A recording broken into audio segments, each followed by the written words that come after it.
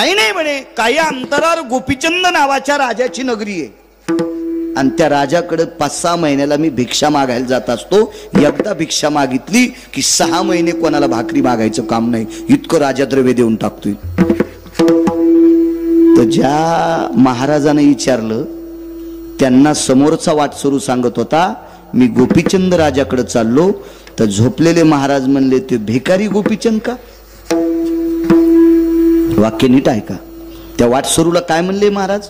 तो भिकारी गोपीचंद का? इतका राग आला मदन बुवा त्या माणसाला. ते म्हणलं ए महाराज हिशाबात बोल, भाकर दिली म्हणून तू हातपाय दाबायला लागलो. अरे तुझ्यावर चालू ते, अरे तो भाकर दिलीस म्हणून तू हातपाय दाबायलो आणि एवढ्या मोठ्या राजाला भिकारी म्हणतोस? काही ठोक आहे का तुला? आथरून उचललं दुसऱ्या झाडाखाली. अरे झोप ना काय म्हणला तू, यासारख्या महाराजाजवळ कशाला थांबायचं? गोपीचंदावर किती प्रेम होतं त्याचं. हे कोण होते? गोपीचंद होते. गोपीचंद महाराजाच्या रूपात असताना पुन्हा वळकटी उचलली. म्हणला महाराज सरळ सरळ कळत्या भाषेत सांगायलो, मी जिथं झोपेल त्या झाडाखाली वळकटी तो आणायची नाही. तो इथं दगडाला कमी नाही हा राजा महाराज, मी दगड हाणीन. अरे का रे बाबा गोपीचंद राजाला भिकारी म्हणता? चांदण्याचा प्रकाश होता ताईसाहेब. चांदण्याच्या प्रकाशात Anuj Maharaj touch touch touch touch touch touch महाराजाच्या डोळ्यातून पाणी आलं. काय म्हणावं भिक्षुक्यानं?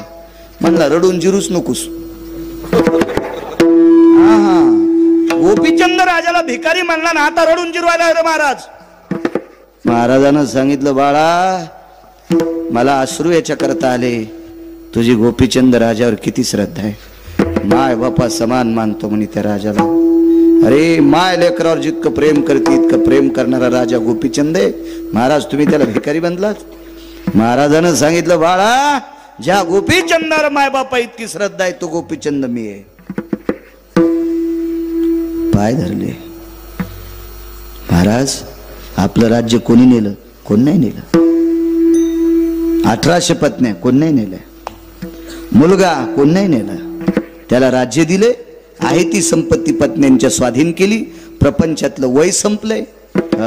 संसाराच्या तापे तापलो मी देवा, करिताया सेवा कुटुंबाची.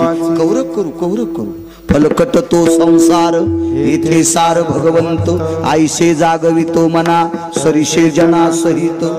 नको म्हणले आता. मग तुम्ही हा जोग घेतलाय. ऐक म्हणे 1800 पत्न्या, राज्य स्वराज्य, समुद्र वलयांकित साम्राज्य, हे सगळं उपभोगत असताना विटेवरच्या मालकाचं आणि काशीतल्या मालकाचं नाव तोंडाला येत नव्हतं. ते सुख देवाचं भजन करण्याकरता अडथळा करत होतं. म्हणून त्या सगळ्या सुखाला लात मारली आणि आता महात्मा झालोय म्हणून मालक पहिल्या कडव्यात म्हणतात सुखा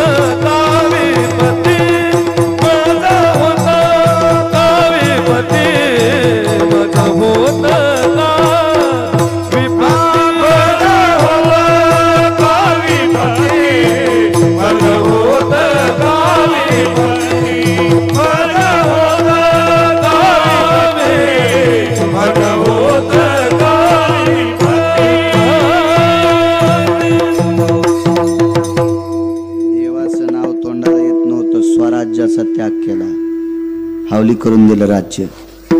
या असत्तेवर आरूढ असणारी संत आहेत. एका सात्विक सदाचारी पुण्यशील पावन अनुरागी सत्वशील शीलवान चारित्र्य संपन्न एका मुलीचं लग्न झालं. किती पदव्या लावल्या? आता पदव्या किती लावल्या? ह्या सगळ्या पदव्या कमी पडतात. इतकी अधिकारी मुलगी, शीलवान, चारित्र्यवान, फुलवान, सात्विक, सदाचारी, पुण्यशील, ह्या पदव्या फार कमी, आता फार कमी. इतकी अधिकारी मुलगी. तिचं नाव होतं राजाई.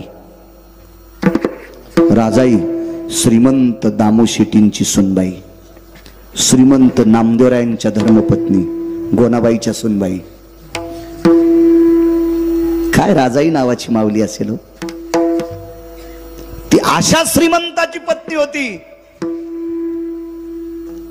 की तिच्या मालकाला पंढरपुरातला मालक बघितल्यावर थरथर कापत होता. पाषाणाची मूर्ती कापे थरथरा, देवी भरा भरा नाम्याचा, देवी भरा भरा नाम्याचा.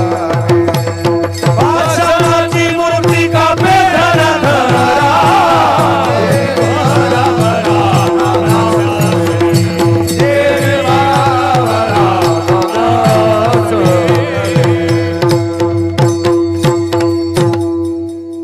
येठण घालून आऊत हाणायचा जर कटाळा असल तर येठण खालून दिल्यावर तरी आऊत हाणलं पाहिजे. आहे का नाही? वा वा. मला कधीच गध्याला चोंबाळायचा नाद नाही. गाईला चोंबाळावा, नसली दुधाची तर शेण तरी देते सडा टाकायला. सडा टाकायला अंगण जर शिमिटाचा असेल तर खत घालायचा कापसाला. म्हशीला चोंबाळा, गध्याला काय चोंबाळाला आता आणत ते. काय प्रमाण म्हणजे? पाषाणाची मूर्ती, पाषाणाची मूर्ती कापे थरा थरा, जेवी भरा भरा नाम्यास दे. काय श्रीमंत मालक असेल, जिच्या मालकाला पंढरपुरातला मालक थरथर कापत होता, जेवत नव्हता. केली म्यांघोळ नाही मी ओंगळ, केली म्यांघोळ नाही मी ओंगळ.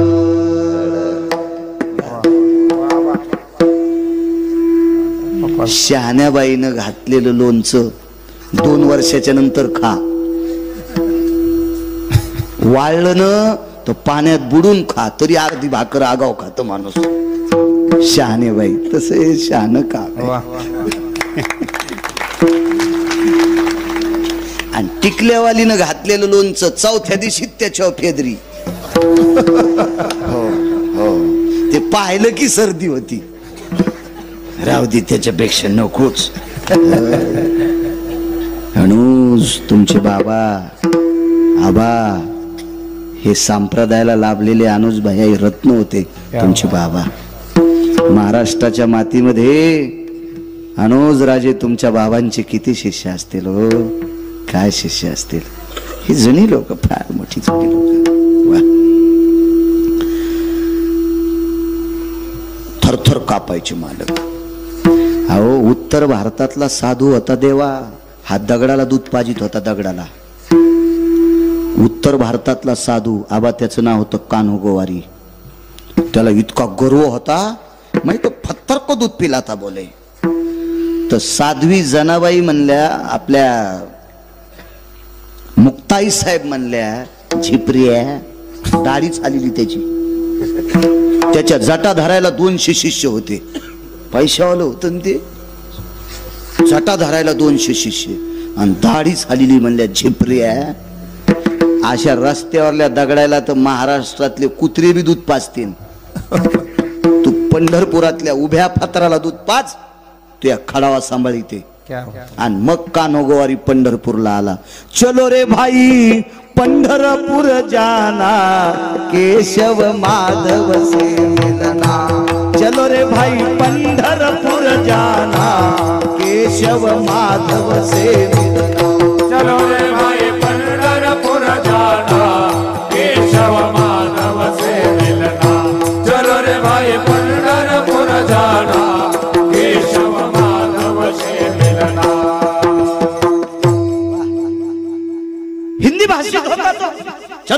पंढरपुर को जाना है। केशव माधव से मिलना, विठ्ठल माधव से मिलना, विठ्ठल माधव से मिलना।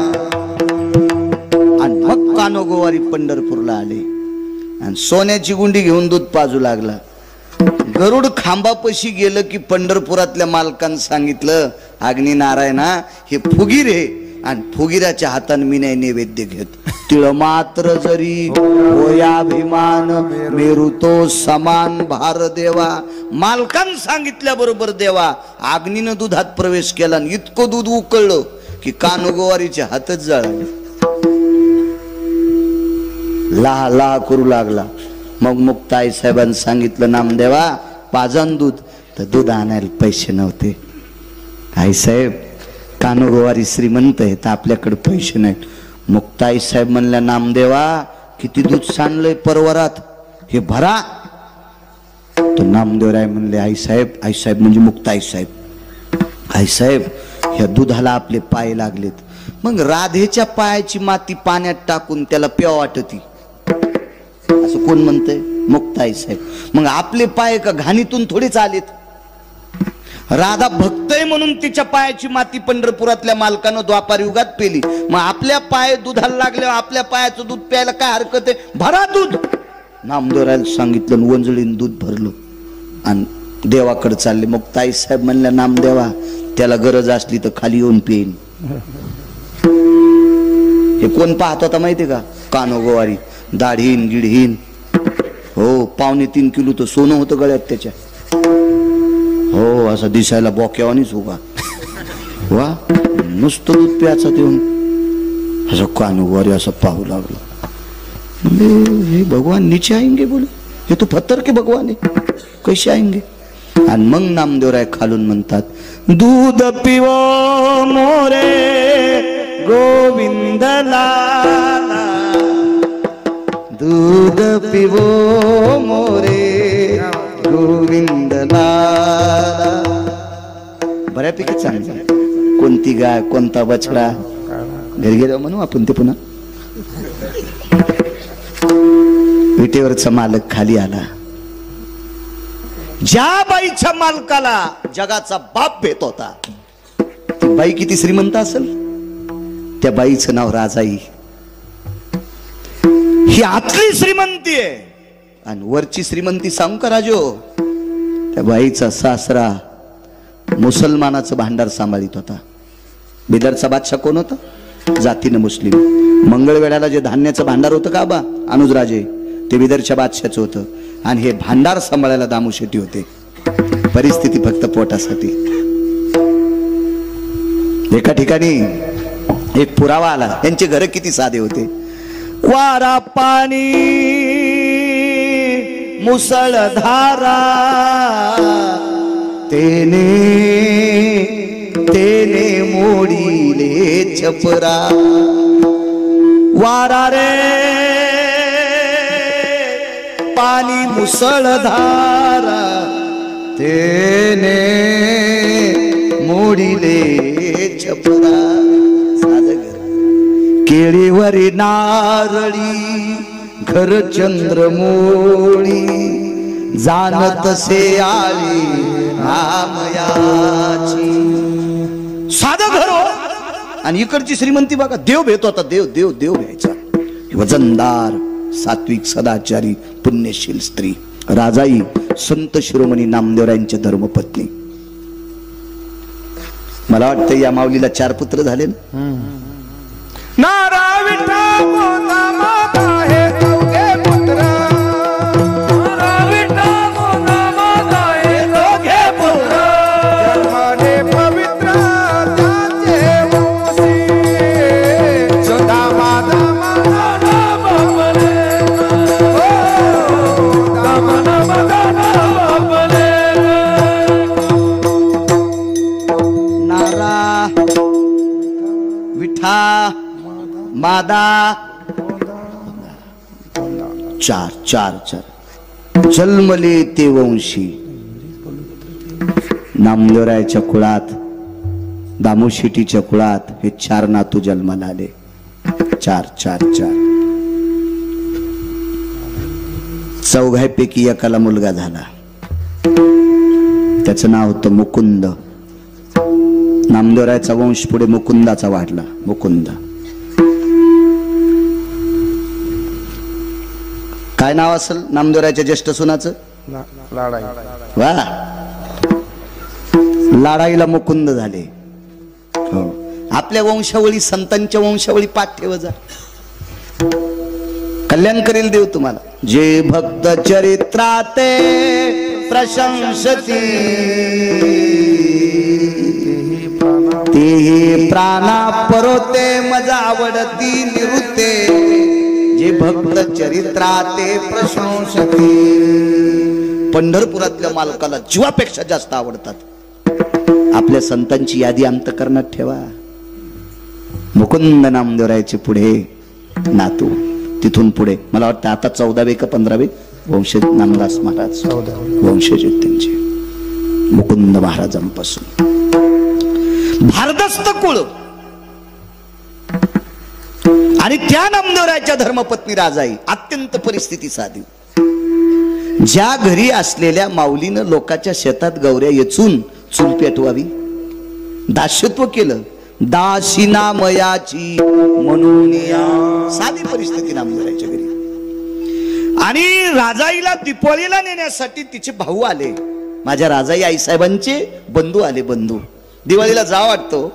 तुम्हाला एक सांगू का, नवरा कलेक्टर जरी असला तरी बाईला माहेर आवडतं. आणि जिला माहेर आवडत नाही का तिला बाई म्हणायचंच नाही. साडी नेसती, लुगडं घालती म्हणून बाई म्हणायचं. दीपवाळीच्या सणा लेकी असाव.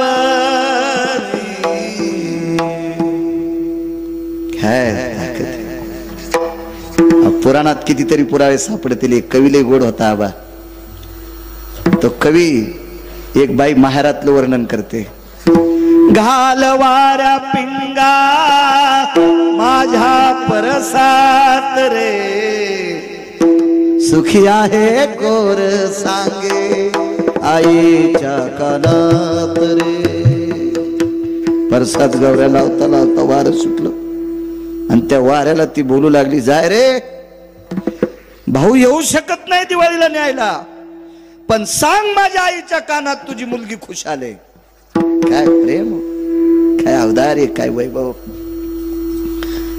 दिवाळीसाठी ओढ लागली आणि भाऊ नेण्यासाठी आला. श्रीमंत भाऊ होता. राजाईचे वडील एका राजाकडे सरदार होते. सरदार बाबा, त्या काळातला सरदार काय असेल तो.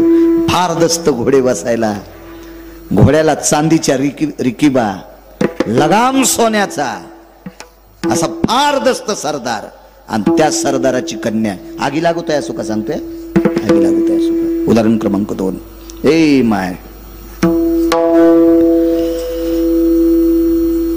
भावासोबत 2 घोडे शिल्लक. एका घोड्यावर भाऊ आणि त्याच्या मागे एक घोडं पुढे एक घोडं. गुमास्ते होते 2. सरदाराचं पोरग होतं ना ते, सरदाराचं पोरग होतं.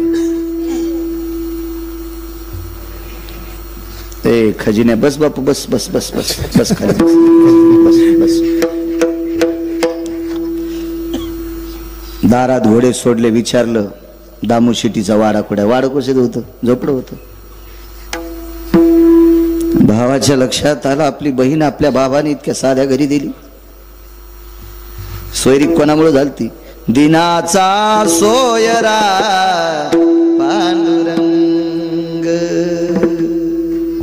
ज्या वेळेला पंढरपुरातले मालक सोयरिकीला गेले त्यावेळेला राजाने विचारलं होतं, हे कोण आहे? बोले दुले के. नवरदेव म्हणजे दुला. हे दुले के मामा आहे बोले.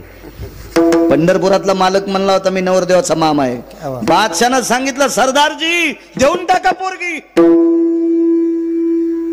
ज्याचा मामा इतका वैभवशाली, घोंगडीला हिरे होते आबा, घोंगडीला हिरे होते, अख्खा दरबार चमकत होता, असा मामा. वा, मामा त मामा शेलार मामा, आताचे मामा रिकामे. काय मामा होते. तात्यात तात्या रघुवीर तात्या, आताचे तात्या लाटीते चपात्या. रघुवीर तात्या होऊन गेले, ते शेलार मामा होऊन गेले. काय काय काय योग होता फार जीवनात. शेकुन्या होऊन गेला ना मामा. शेकुन्या त्याचा पाहुणा एक तुमच्या गावात कोणी हो ग, मै गाडी फोडायचा पुन्हा. ते पानचेट शेकुन्या, त्यानं स्वतःचे मायबाप अंधार कोठडीत टाकले होते हरामखोरानं.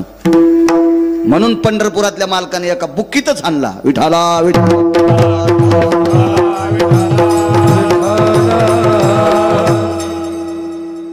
त्याला काय चोंभाळायचं रगिलाला. शकुनी नावाचे राजे होते, मोगड्या बस सुंबळ्या शकुन्या म्हणजे त्याला. कारण देवाचे आई वडील बंदीशाळेत टाकले होते, इतकंच नाही पाप केलं, स्वतःचे मायबाप. कंस हा कंस आहे. शकुन्याचं एक सांगू तुम्हाला, ते होत कधी कधी मेमरी कार्ड. शकुन्यानं बहिणीच्या पोरायला पत्ते खेळायला शिकले. इतका हरामखोर होता शकुन्या. बहिणीच्या पोराला पत्ते खेळायला शिकायले. ते लुडो नावाचा खेळ. हो, या लुडोमुळेच कोरोना जास्त वाढला होता. थोत्रात थोत्र घालून खेळू लागले. ते काही काही मामा हलकट मामा होते. काही काही विचार केला, आपल्या ताईला अशा साध्या घरी दिले. चला आदर आवाज दिला, ताई. गोणाबाईने सांगितलं, राजा वजनात बोलायचं. काय सासू सुनायचं प्रेम असायचं. आताच्या सासू सुनायचं पाहिलं तर सासू म्हातारी मांजरण, सून नाही तर मी मांजर. बोच करूच. या दोघीच्या बोचकरणीत म्हातार मंदिरात झोपायले. रानातच उसात भाकरी खाले, मिळच नाही नो कशाला. आणि पुन्हा या हरिपाठ वाचायला कशाला वाची ती दोरके. मंजुळे कस्तुरे अंतिके कशाला आगाऊपणा करायची. आही कचे धड नाही तयाचे परत्र पुसशी काही. कथनी पठनी करुणी काय राणी वाचुनी वाया जाय, राणी वाचुनी वाया जाय, राणी वाचुनी वाया जाय. कथनी पठनी करुणी काय राणी वाचुनी वाया जाय, राणी वाचुनी वाया जाय, राणी वाचुनी वाया जाय.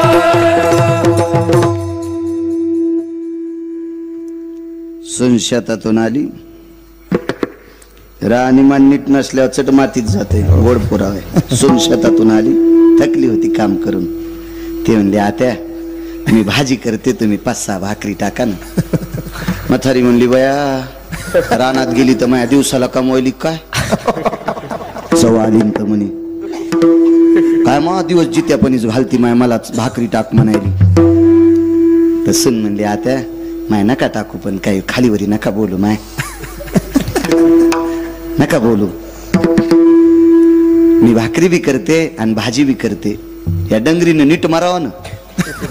सून स्वयंपाकन भाकरी करूस तर स्वयंपाक झाल्यावर सुनानं पोराला पाठीलं, आत्याला बलेव रे. तर पोरग म्हणलं 2-3 घरी आजी गवसच ना. मग सुनाला वाटलं एकटीनं कसं जेव्हा आत्याला संग घ्यावा. तर सून सासूला बघायला गेली तर शेजारीन चपात्या करू लागली, ही एडगळ म्हातारी उंडे करून देऊ लागली.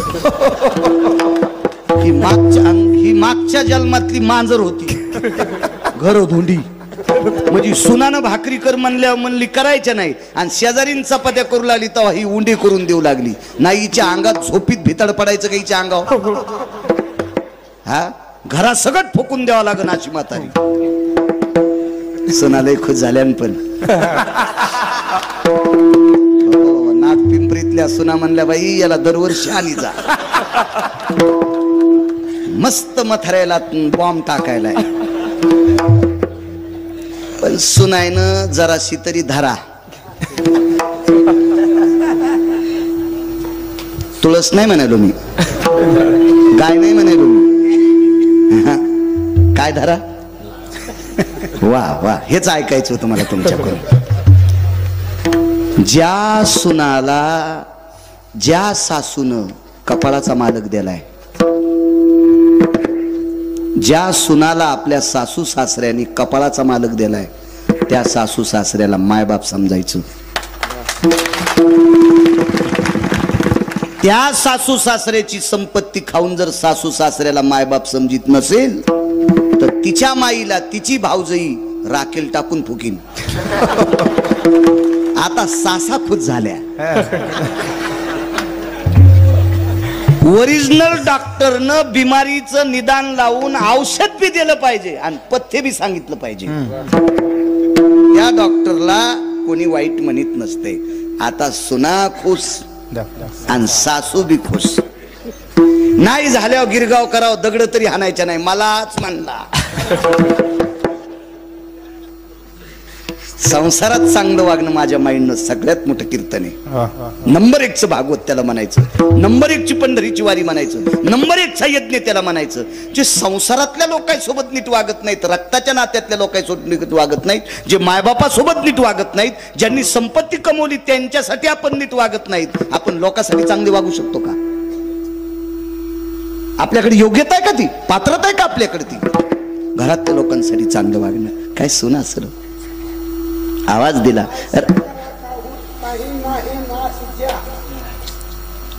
ऐसे का हो न करा काही, पुढे नाही ना सुजा. वा वा, चांगली गोष्ट आहे. वा वा, आपण त्यांना संग घेऊ. विठाला विठाला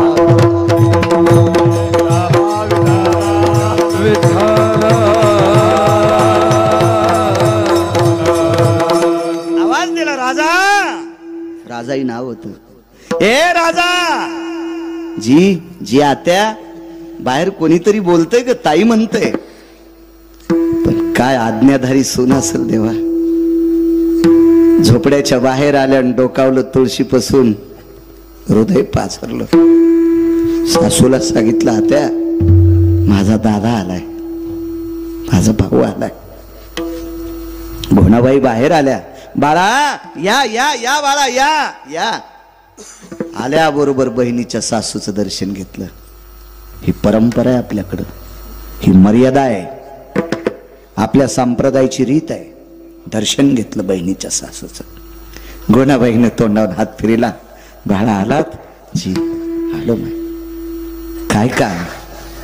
ताईला नेण्यासाठी आलो, दीपावलीसाठी. आगी लागू तया सुका सांगतो. गोनाबाईने लक्षात घेतलं आपण सासू आहोत.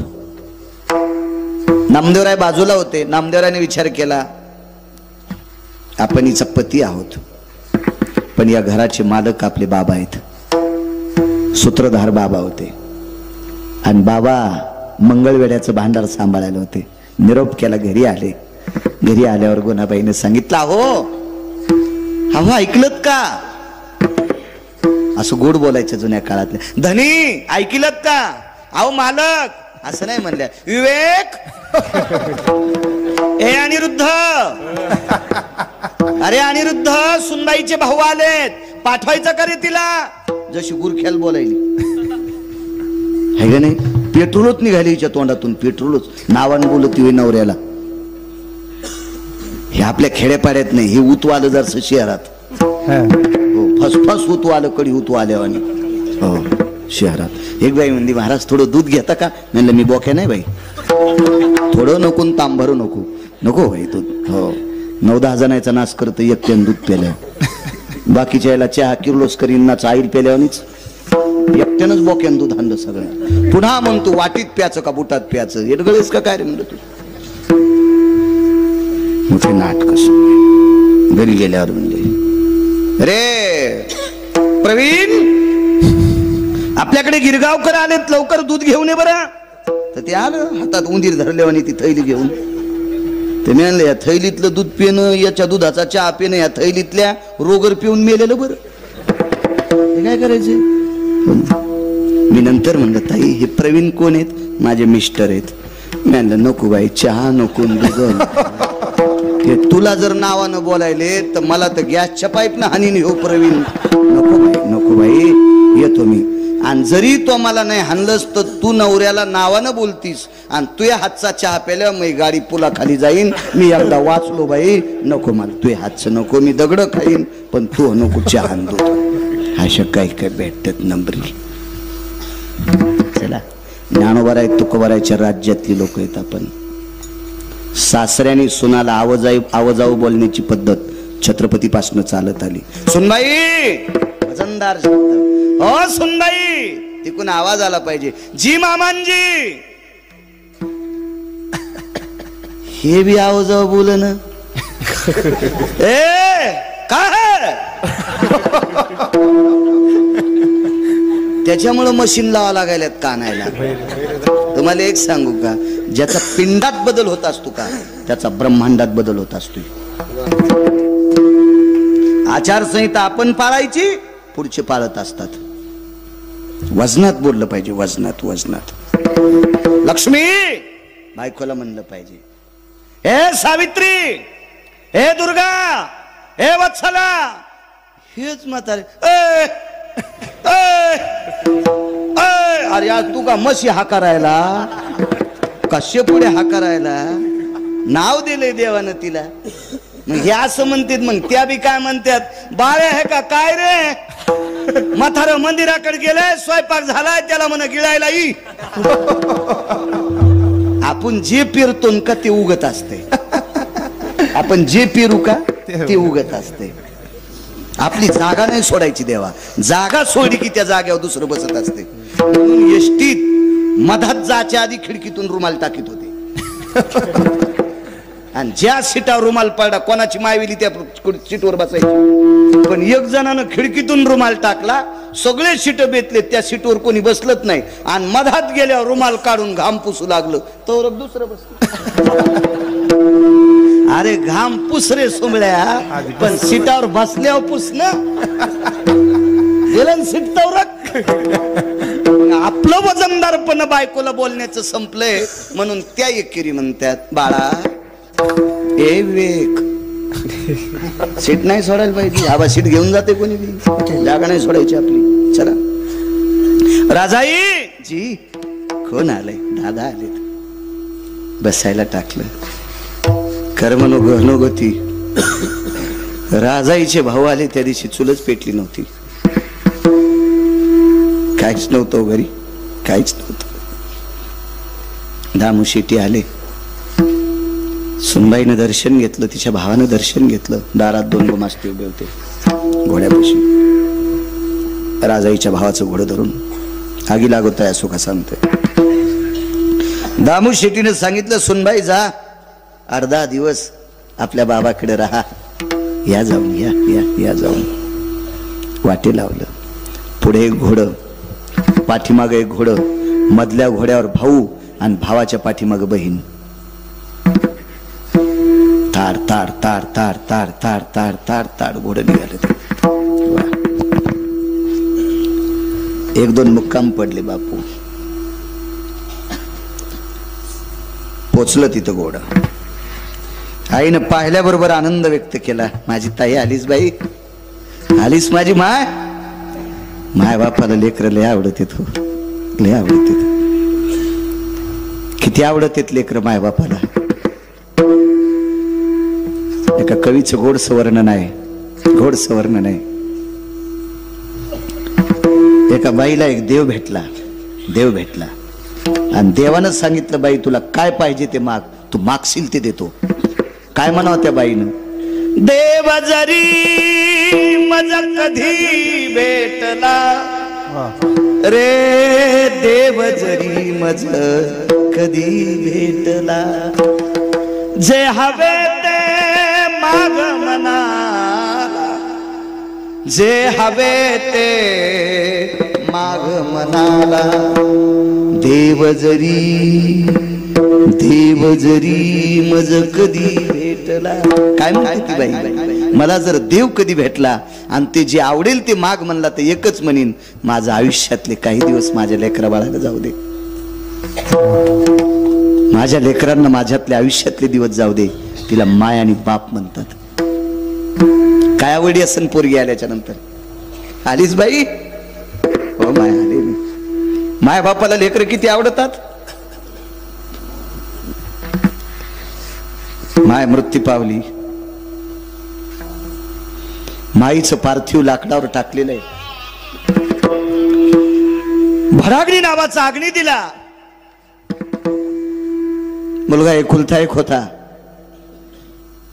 भराग्नी नावाचा अग्नी बऱ्यापैकी अंगाला झुमल्याच्या नंतर आपल्याकडे एक मडकं फिरवायची पद्धत आहे. फिरविला घट आई सांगतोय, आई कीर्तन वर्ष श्राद्धाचं नाही, मला आई सांगायची फक्त. आणि ज्या वेळेला मुलाच्या खांद्यावर देवा ते मडकं देत असतात, त्याला एक टप्पा मारतात, त्याला छिद्र करतात आणि तो गोल असं त्या प्रेताला, जळत्या प्रेताला पाणी टाकते. तर जळतं प्रेत काय म्हणतंय, दुरी सांडी दुरी बाळा वैशांतर बहुद्वार रे, जाळी आली माझी काया तृण काष्टा समान रे. दुरी सांडी दुरी बाळा वैशांतर बहुद्वार रे. जळत असताना माय म्हणते आबा लेकराला, बाळा अरे लाकडासारखं शरीर अग्नीनं जाळले रे, तुला आहाळ लागेल, लांबून पाणी टाक. तिला माय आणि बाप म्हणतात. देह विसरे आपुला जवळ घेताशी न गेला, जवळ घेताशी न गेला, जवळ घेताशी न गेला. देह विसरे आपुला जवळ घेताशी न गेला, जवळ घेताशी न गेला, जवळ घेताशी न गेला. वा पुराव महाराज वा, दमदार. तिला माय आणि बाप म्हणतात. फार मोठी ताकद आहे. याच्या पलीकडे सांगू, एका बाईला 2 मुली होत्या, जुळ्या झाल्या. एकाच मंडपात लग्न, आबा अनुजराजे एकाच मंडपात लग्न. आणि एका मंडपात लग्न झाल्यामुळे, एकाच तिथीला लग्न झाल्यामुळे प्रपंचातलं एक सुख त्या संसारूपी वेलीला सुंदरशी फुलं लागले. आणि दोघीला एक एक मुलगा, महिन्या 15 दिवसाच्या 2 महिन्याच्या फरकानं दोघीला एक एक मुलगा झाला. आणि त्याच्यातली एक जात राहिली, एक जात राहिली. आईचं पार्थिव भिंतीला पलंगावर टेकवलेले, सुवाशीन गेलती. याच्याकरता भावकीच्या गावातल्या सोयरे धायरे सगळ्या मंडळी महिला जमून तिला हळीत कुंकू लावत होत्या. सौभाग्यवती स्त्रीचा अधिकार फार मोठा असतो. जी का भाग्याची आहे हो, आणि तिचा पती तिचा देव. पण चिमुकलं बाळ देवा रडत होतं. बऱ्यापैकी लोकांनी गाडीवर फिरवलं, पैसे दिले, बिस्किट दिले, खेळणं दिलं, पण थांबत नव्हतं. तितक्यात त्याची मावशी आली. जुळी होती. त्याची आई आणि मावशी सारख्याच दिसत होत्या, फक्त याच्या आईच्या खांद्यावर जाब होता आणि तिच्या नव्हता. एक लहान आणि मोठी, बाकी अशा ओळखू येत नव्हत्या. आईला आईसारखी मावशी दिसती. गावातले 4-2 लोक म्हणले, अरे याची आई जरी मृत्यू पावली तर याच्या मावशीला सुद्धा तान्ह लेकरू आहे. हे पोरग जर शांत करायचं असेल तर मावशीचं पोरग तिच्या मालकाजवळ द्या आणि याला शांत करण्यासाठी मावशीला मनस्थानाला लाव. मावशी माईसारखी दिसत होती आबा. ही तुम्हा आम्हाला ओळखू येत नव्हती, याची माय आणि याची मावशी सारख्या.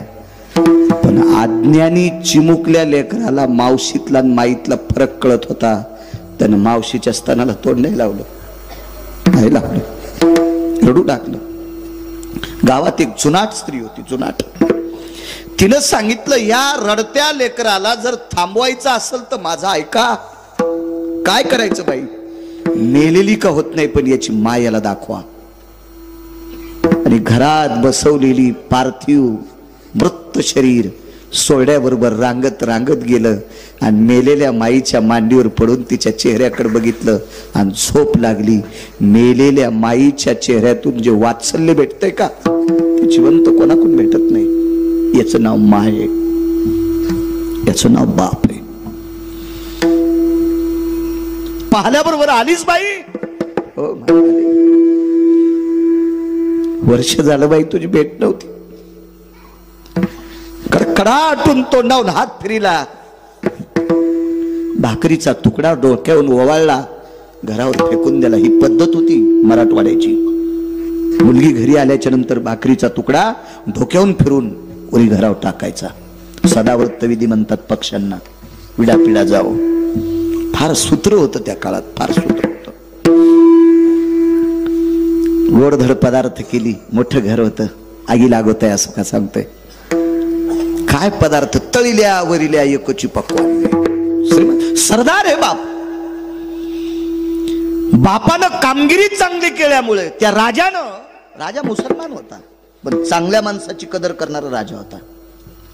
हे सरदार शिंप्याच्या कुळातले होते पण बादशाला त्या सरदाराची कीर्त आवडली, कामगिरी आवडली म्हणून 5-6 क्विंटल सोन्याचा पलंग गिफ्ट द्यालता, भेट द्यालता, सप्रेम भेट द्यालता.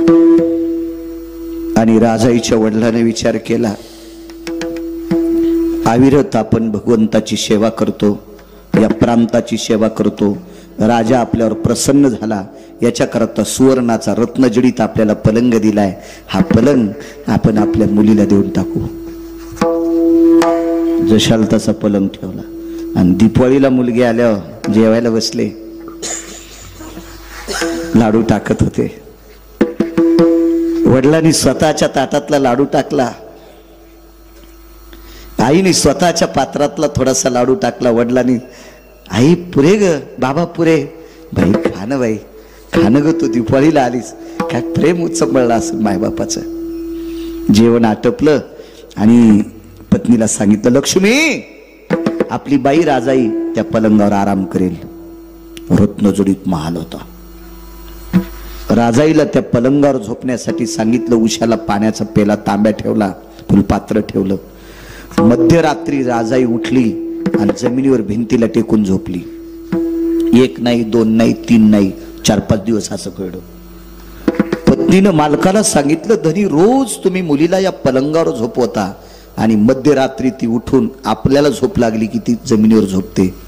मी तिला फार काही विचारलं पण ती काही बोलत नाही. ती म्हणते, मला झोपीत जेवण लक्षात नाही, मला काही कळालं नाही, मी झोपीतून कधी खाली उतरायचे मला कधी लक्षात यायचं नाही. हे राजाई साप खोटं बोलत होत्या. त्याचं कारण आहे का पुढे, आगी लागवत आहे सुका सांगतो. तर राजाईच्या सोबत आणायला जो गेलेला भाऊ होता, म्हणजे ह्या सरदाराचा मुलगा होता, त्याने विचारलं, का रे बाळा, आपल्या ताईची परिस्थिती कस काय, तिचं घर कस काय. तर त्यानं सांगितलं होतं, बाबा आपल्या ताईची फार मोठी श्रीमंती आहे, फार मोठी श्रीमंती. मुक्काम पडल्याच्या नंतर राजाईनं भावाला सांगितलं होतं, दादा माझ्या घरची परिस्थिती जर तू आईला बाबाला सांगशील तर त्यांना दिवाळीचा सण एखाद्या सुतकी प्रसंगासारखा वाटेल. रक्ताच्या नात्यातली व्यक्ती मेल्यावर जसा दुःख वाटा असतो, माझ्या घरची परिस्थिती ऐकल्याच्या नंतर आईला आणि बाबाला दिवाळी खा वाटणार नाही रे. दादा तुला बहिणीची शपथ आहे, तुला राजाईची शपथ आहे, माझी गरीबी आई बाबाला सांगू नकोस. सोबतच्या गुमास्त्याला सांगितलं, एक लक्षात ठेवा, माझे बाबा जर तुमच्या निष्ठेनं प्रेम करत असतील तर माझ्या बाबांचा आईचा आदर करा, बहीण म्हणून माझी विनंती आहे. जी जी आई ताईसाहेब जी. मुलाला लाख प्रश्न केला राधाताई, पण मुलानं सांगितलं नाही आपल्या बहिणीची गरिबी आहे. तिनं सांगितलं होतं, माझी गरिबी जर आईला आणि बाबाला सांगशील तर बहीण मेलेला निरोप ऐकशील. असा घाणेरडा निरोप नकोय आपल्याला, म्हणून आईला आणि बाबाला सांगितलं नाही. एके दिवशी सरदाराने एका महालात आपल्या मुलासोबत पंढरपूरला आलेल्या दोन्ही गुमास्त्यांना आतमध्ये घेतलं, आतून दार लावलं आणि दोघांना विचारलं, का रे, मी जितकं प्रेम माझ्या मुलीवर केलंय, जितकं प्रेम माझ्या मुलावर केलंय, असा एक दिवस नाही रे, एक दिवस नाही मी तुम्हाला जेवलं का विचारलं नाही. अरे स्वारीवर जायचं असेल तर माझ्या सोबत घेतलेली शिदुरी बी आधी तुम्हाला खाऊ घालतो रे. आणि असं जर तुमच्यावर प्रेम केलं असेल तर निष्ठावंत मालकाची शपथ आहे, माझ्या मुलीची परिस्थिती कशी आहे सांगा. दोघांच्या डोळ्याला पाणी आलं. सांगितलं, मालक ताईसाहेबांनी शपथ घातली याच्याकरता, मालकाला शपथ घातली याच्याकरता त्यांनी सांगितलं नाही, आणि आम्हाला जबाबदार ठरले याच्याकरता सांगितलं आम्ही नाही. पण तुम्ही आज शपथ घालता, आम्हाला मायबापासारखे तुम्ही मालक आहेत, तुमची शपथ मातीत जाऊ देत नाहीत. ताईची अत्यंत गरिबी आहे, आम्हाला पाण्याशिवाय काही प्यायला भेटलं नाही, फक्त पाणी पिऊन आलोत, ताईच्या घरी आम्हाला खायला भेटलंच नाही. ठीक आहे जाणे बोल. ती रात्र जेवण झालं, मुलीला सोन्याच्या पलंगावर बसलं ताईसाहेब, आणि बाप देवा खाली बसलाय. आणि बापाने सांगितलं, बाई तुझ्या घरी गोदड आथरायलाय, गोदड पांघरायलाय. जेवायची परिस्थिती काय? बाबा तुम्हाला कोण सांगितलं? कोणी सांगितलं नाही बाई. गुमास त्याला शपथ घातल्याच्या करता त्यांनी सांगितलंय, तुझ्या भावानं नाही सांगितलं. मग एवढी तुझ्या सासरी बिकट परिस्थिती असताना माहेरात तू सोन्याच्या पलंगावर का झोपत नाहीस? उत्तर काय देवा? बाबा बाबा, माझ्या सासरी 14 लोकांचं कुटुंब आहे. 14 लोकांचं. माझ्या सासरी दर 3 दिवसाला पोटभर कन्या प्यायला भेटतात. रोज नाही बरं, रोज फक्त 3-3 पळ्या कन्या, आणि दर 3ऱ्या दिवसाला गुंडी गुंडी कन्या. पण रोज पोटभर खाला आमच्या सासरी भेटत नाही. मग का ग राजाई? ज्या सासरामध्ये, ज्या नवऱ्याकडे, ज्या सासऱ्याकडे, ज्या सासूकडे, ज्या घरात तुला रोज पोटभर खाला भेटत नाही, तिथे तू आनंदाने झोपते. सोन्याचा पलंग आहे, हिऱ्या माणिकाची कोंदण केलेला महाल आहे, इथे तुला का झोप येत नाही? ऐका बाबा ऐका, माझ्या सासरी खाण्याचा दुष्काळ आहे, पण भजन भरपूर आहे. भजन भरपूर आहे. नामदेवाचे घरी 14 जणे स्मरती हरी.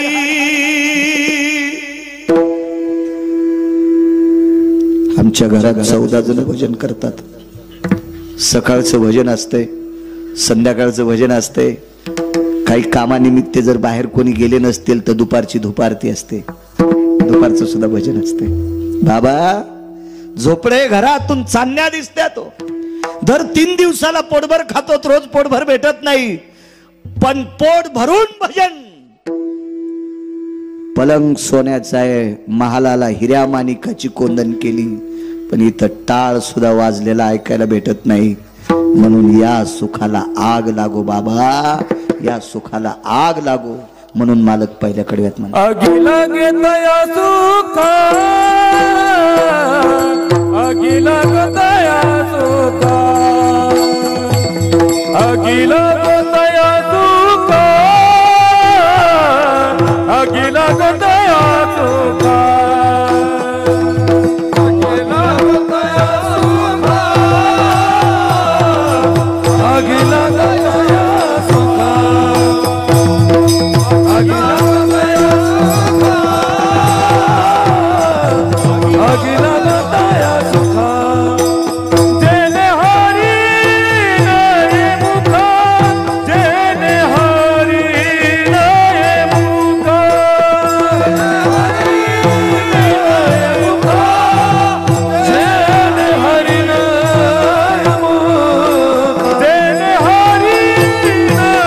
मुखा, जेने हरी नये मुखा, जेने हरी नये मुखा, जेने हरी नये मुखा. होत होत गावीपती, मज होत गावीपती, मज होत गावीपती, मज होत गावीपती, मग होत गावीपती,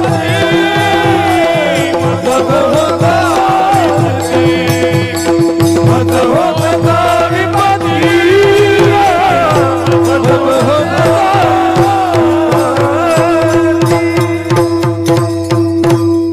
नाही झोपली सोन्याच्या पलंगावर का?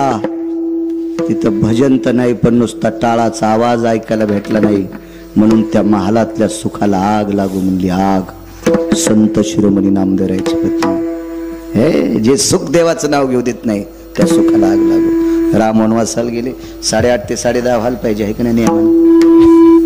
8:45 गळ्यात येणं आलता माझ्या, आहे का? माणसानं नियमन वागावं. ट्रॅक्टर किती महागायचं घ्यावं, पण आपला बांध आला की वळीला पाहिजे. आता आगाव पण आहे, बाकीच्या लोकांना त्रास देणं, आहे का नाही? मला वाटते 10:42 झालीत, पण 1-5 मिनिटात पुरावा सांगतो. पहिल्यांदा आलोत ना. हो. मला वाटतं एखादी बाई जर आपल्या इथं पिठाला उसण्याला आली, उष्ण पीठ मागायला बाया येत होते ना, तर डब्यात वाटी खुपसून नका कधी येईन, पण असं उधळून का होत नाही, पण दिलं पाहिजे.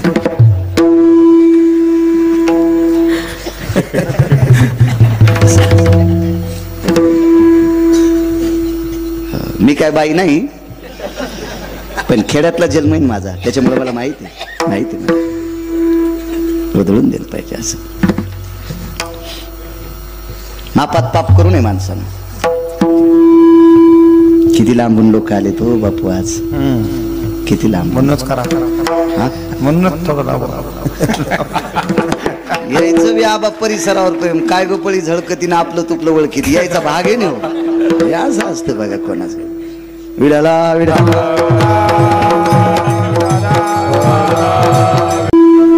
एक पुरावा सांगतो तुम्हाला. येत्या 22 तारखेला पंढरीतले मालक, 7व्या अवतारातले भगवान प्रभू रामचंद्र एका दिव्य मंदिरामध्ये विराजमान होणार आहेत. माझा मर्यादा पुरुषोत्तम ब्रह्मांडाचा नायक एका दिव्य वास्तूमध्ये विराजमान होणार आहेत 22 तारखेला, येत्या 22 तारखेला.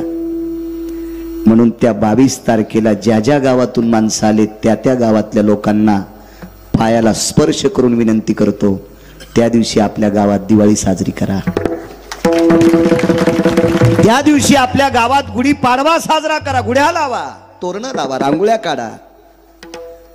बायकांनी हरिपाठ वाचा, गाथा वाचा, ज्ञानेश्वरी वाचा. गावातल्या मंदिरात भजन करा.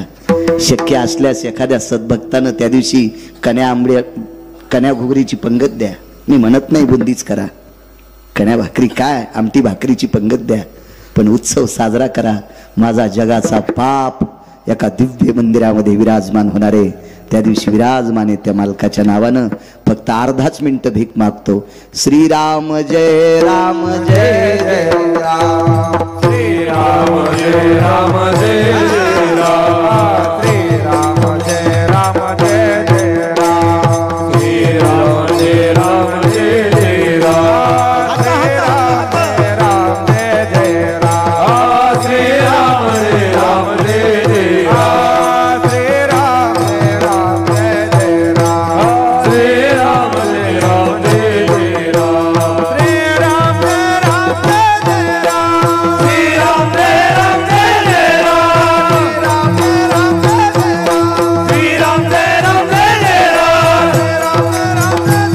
श्रीराम जय राम जय जय राम, प्रभु रामचंद्र सियावर रामचंद्र की जय, बजरंग बली की जय, भारत माता की जय, वंदे वंदे वंदे.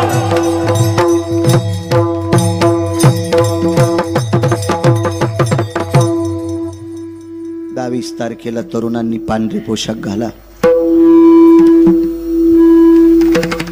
सुंदरसा कपाळाला गंध लावा. त्या दिवशी एक फार मोठा उत्सव माझा विश्वाचा मालक एका वास्तूत विराजमान होणार आहे. ज्याच्या कृपेने जग चालतं तो जगाचा बाप. तो आनंद व्यतीत करा, जल्लोष करा, आनंद करा. चला. प्रभू रामचंद्र वनवासाला गेले. आगी लागू या सुखा सांगतो शेवटचा पुरावा. बापू ऐकतोय तुमचं. एका रत्नाचं लेकरू वाजवायला आहे. एका मृदंग क्षेत्रातल्या रत्नाचं लेकरू आहे आणि एक विराजमान रत्न आहे.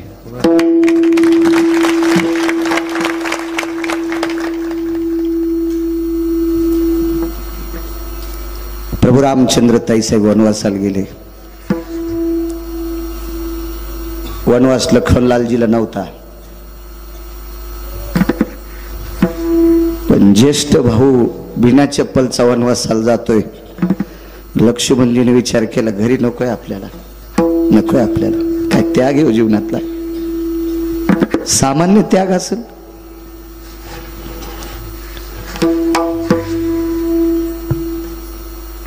आईचं दर्शन घेतलं लक्ष्मणजीनं.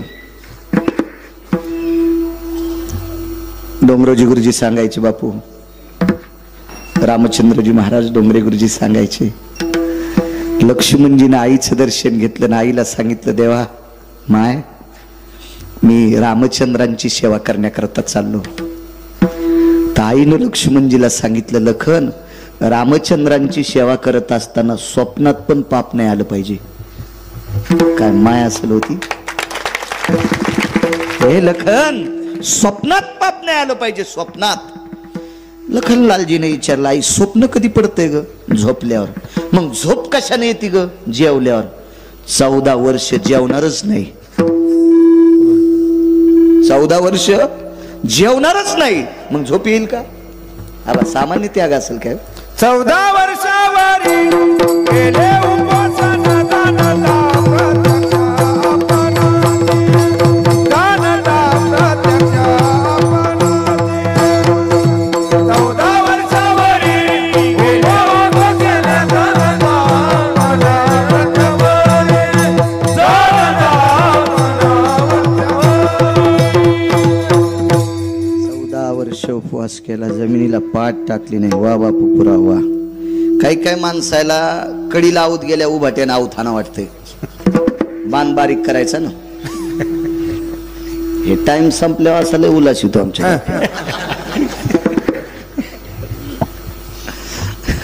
तसे ते मधी बी बदाड पडू देत नाहीत. मधी उभाट्याचा आवत असते त्याची कवा शेल्यावूनच माती असते.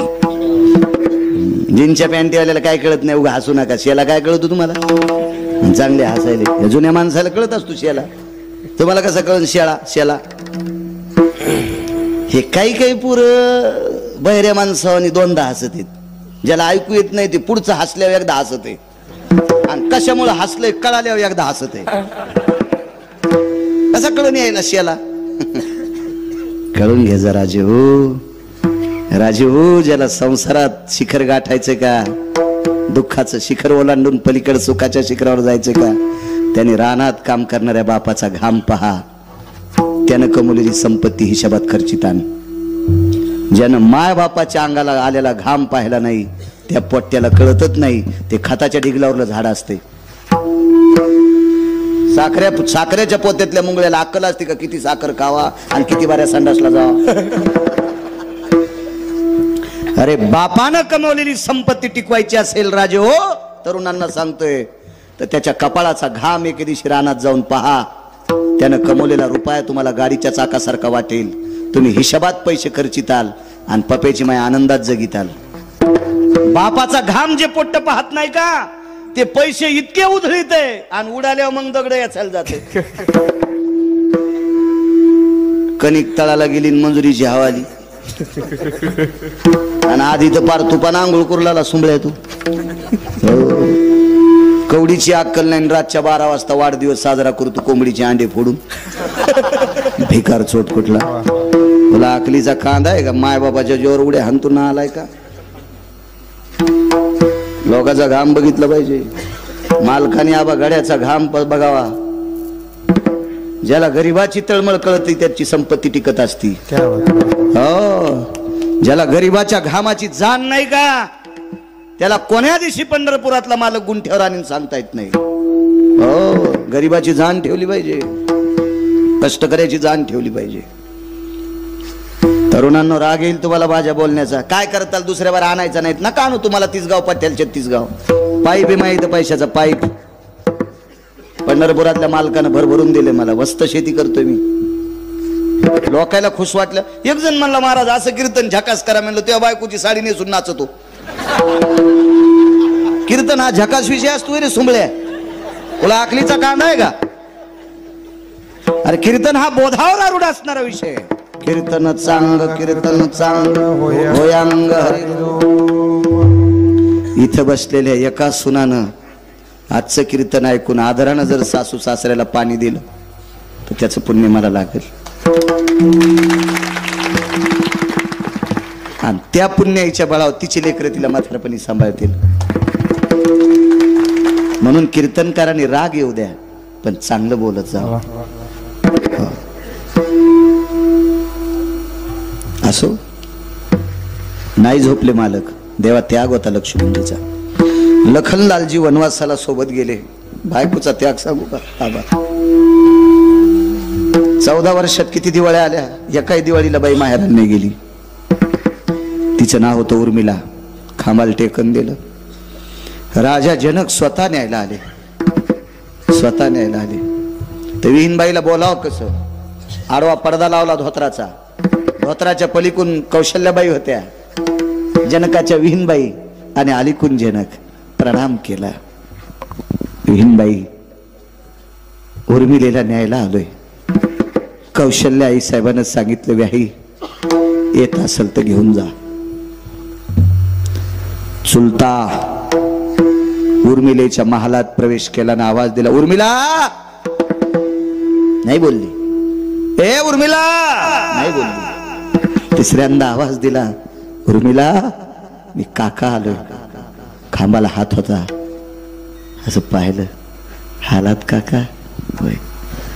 काम काय ते पटकन सांगा, माझ्या साधनेत व्यत्यय आणू नका.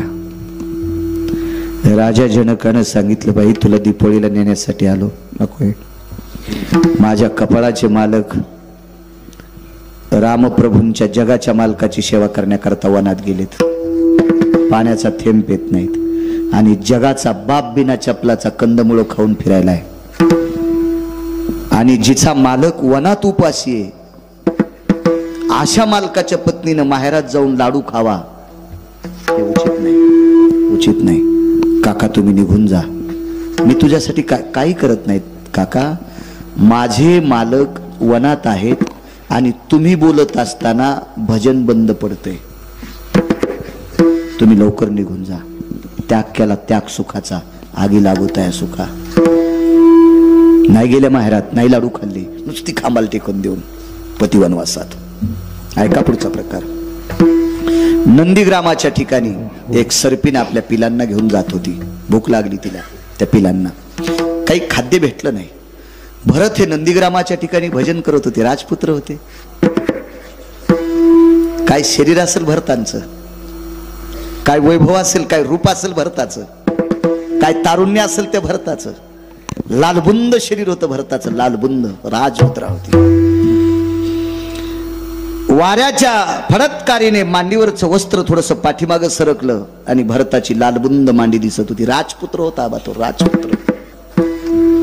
आणि ती लालबुंद मांडी पाहिल्याच्या नंतर सर्पिणीच्या पिलांनी सांगितलं, आई एक एक घास खायचा ग याचा, मारायचा का गलच का? सर्पिणीनं सांगितलं, पाप्यांनो, कुण्या जन्मात पाप केलं याच्याकरता जन्म सर्पाचा भेटलाय. आणि भजन करणाऱ्या साधूला जर खाल्लं तर नालीतल्या आळ्या होतात. काय सर्पिण असेल होती? काय सर्पिण असेल? एक जण म्हणला, महाराज सर्पिणीला कस काय कळत आहे? म्हणलं, ती का तुझी चुलती थोडीच होती, लोकांच्या कोठ्यातलं शेण चोरणारी. अरे ती सर्पिण एका काळी एका साधूची पत्नी होती, पण एक काम चुकल्यामुळं सर्पाच्या जन्माला गेलती. महाराज सर्पाच्या योनीला गेलती. हे भंगिरी लोक आहेत का? यायला आपल्या संप्रदायावर विश्वास नाही नाल ऐकायला. रे किती श्रीमंत संप्रदाय आबा, ज्या संप्रदायातला तरु सोन्याचा आहे. जयाची हे द्वारी सुवर्णाचा पिंपळ. काय फार दस्त वजनदार संप्रदाय. ही चारवाक हरामखोर आपल्याच जन्माला येतात आणि आपली वाभाडे काढतात. आपल्या संस्कृतीवर ज्यांचा विश्वास नाही, ती भ्रष्ट नालायक आपल्या संस्कृतीत राहण्याच्या लायकीची नाहीत. आपलं जतन केलं पाहिजे, आपल्यावर विश्वास ठेवला पाहिजे, आपल्या साधू लोकांवर विश्वास ठेवला पाहिजे, आपल्या महात्म्यावर विश्वास ठेवला. संत म्हणून उपवास येते, त्याचे पूर्वज नरकात जाते. पैठणच्या मालकांचं वाक्य, संत म्हणून उपवास येते, जाणून बुजून त्याचे पूर्वज नरका जाते. त्याचे पूर्वज नरकाला जात असतात. नाही चेष्टा करायची आपल्या धर्माची. काय योग्यता, काय पात्रता आहे का आपली? आपली लायकी आहे का? आपल्या धर्मासाठी योगदान काय? काय हिंमत आहे आपली धर्माची वाभाडे काढण्यासाठी? बघा बाकीच्या धर्माची लोक. अहो मुस्लिम समाजाचा बांधव तुम्ही पहा, त्या बिचाऱ्यांचं वागणं. मुस्लिम समाजाचा बांधव अहो भंगार विकत घ्यायचा जरी धंदा करीत असेल, पाव विकायचा धंदा, आईस कांड्या कारिगारी विकायचा धंदा असेल आबा, पण मस्जिदीत गेल्यावर गोल रंगाची टोपी घालून जाणार. काय त्याची धर्मावर पकड आहे? काय त्याची निष्ठा आहे त्या बिचाऱ्याची? तशी आपली निष्ठा आपल्या धर्मावर असावा. लावा उद्या 22 तारखेला जे गंध लावित नाहीत त्यांनी त्यांच्या कपाळावर जरा बगळा हागू द्या. हो, माझ्या अयोध्येतल्या मालकाला कळाव तू हिंदू आहेस काय इचुडस तू का कपाळाला गंध लावल्या. आपण ज्या धर्मात आलो त्या धर्माचं अनुकरण करत जा. पंढरपुरातला मालक तुम्हाला मोठं करील. जाऊ द्या गिरगावच्या बाळ्याच्या शब्दावर विश्वास ठेवू नका, पण माझ्या ज्ञानोबाराय तुकोबारायच्या शब्दावर विश्वास ठेवा. लावचा गंध. गोपीचंद उटी तुळशीच्या माळा रमिरवती. तो गोपीचंद लावतोय, तो उटी लावतोय. आपण त्याचे अनुयायी आहेत, आपण सेवक आहे. तो जगाचा बाप आहे, आपण त्याचे लेकर आहेत. प्रभूची लेकरे सारी, प्रभूची लेकरे सारे. आपण त्याची लेकर आहेत सज्जनांनो. त्याचं अनुकरण करा. त्यानं स्थापित केलेल्या धर्माचं अनुकरण करा. देव आपलं कल्याण करील. याच्यासाठी फार मोठी मोठी लोक थकून गेले. राजांनी बलिदान दिले. पाहे पा ध्वजेचे चिरगुट राया जतन करीता.